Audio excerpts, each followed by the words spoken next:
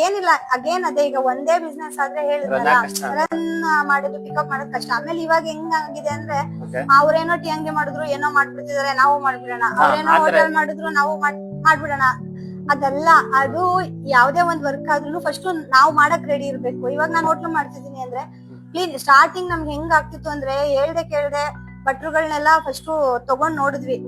ಅದು ಎಷ್ಟು ಆಟ ಆಡ್ಸಿದ್ರು ಅಂದ್ರೆ ಯಾರು ಇಲ್ಲ. ಈಗ ದೊಡ್ಡ ದೊಡ್ಡ ಹೋಟ್ಲುಗಳಲ್ಲಾದ್ರೆಲ್ಲ ಏನಾಗುತ್ತೆ ಅಂತಂದ್ರೆ ಜಾಸ್ತಿ ಜನ ಇರ್ತಾರೆ, ಅವ್ರು ಏನು ಇದ್ ಮಾಡಲ್ಲ.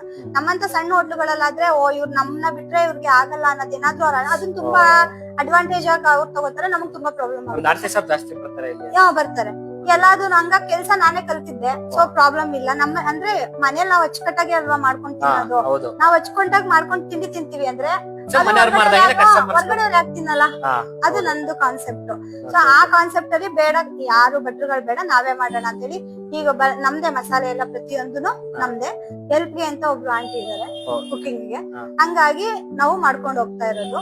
ಮತ್ತೆ ಇನ್ನೊಂದ್ ಏನಪ್ಪಾ ಅಂದ್ರೆ ಒಂದೇ ಬಿಸ್ನೆಸ್ ಆಯ್ತು ಅಂದ್ರೆ ಕಷ್ಟ ಇದೆ ಸ್ವಲ್ಪ. ಇವತ್ತು ಯಾವ್ದ್ರಲ್ಲಾದ್ರೂ ಒಂದ್ರಲ್ಲಾಗ್ಲೂ ರನ್ ಆಗ್ಲಿ. ಇವಾಗ ಹೆಜ್ಜೆಗೂ ಹೋಟೆಲ್ಗಳು, ಟೀ ಅಂಗಡಿಗಳು